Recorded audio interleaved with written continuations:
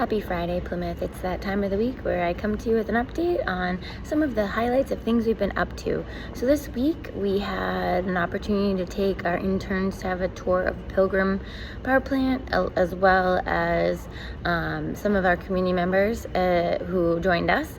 So we had Carter, Maeve, and Emily, who are our interns, and then we also had Jacqueline from Rep. Lenatra's office go on a tour and have an opportunity to ask questions and learn about the decommissioning process. Also met with several chairs of committees this week about bills that I have in front of them that are jointly filed or filed by me, and we'll continue to do that, just trying to get update on statuses and get any questions answered that we could. Attended a caucus,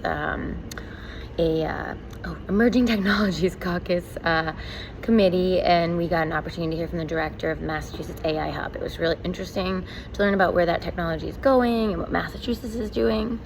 Also attended a briefing on the business front door, which is kind of a one-stop shop for small businesses that just is launched, I think, earlier this year, but they're really putting a push behind it recently. And then let's see what else. I was able to attend the ADA rally, ADA 35 rally for a little bit the other day with Carter.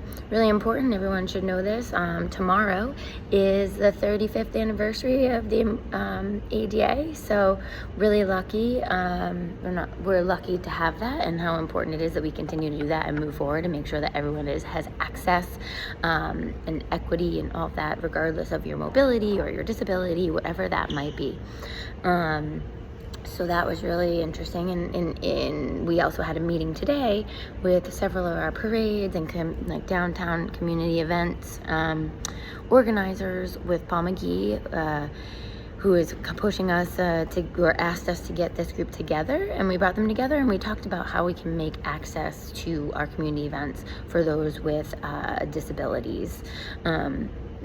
Parking, how do we get them to the location, how can we make sure they can be fully participants. So it was a great conversation, and we're going to continue that. I think we'll have a meeting in September, follow up on the work and the conversations we had.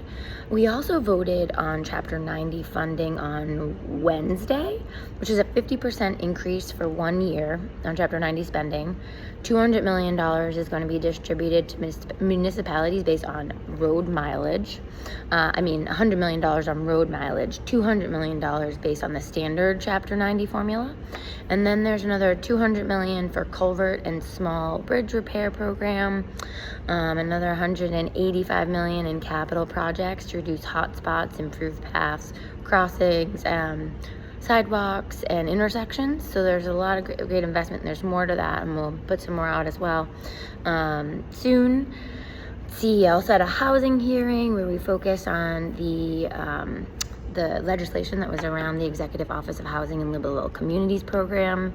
It was a really busy week, session, meetings, all that. It was great as always. I hope to see many of you over the weekend, and we've got several events happening throughout the district.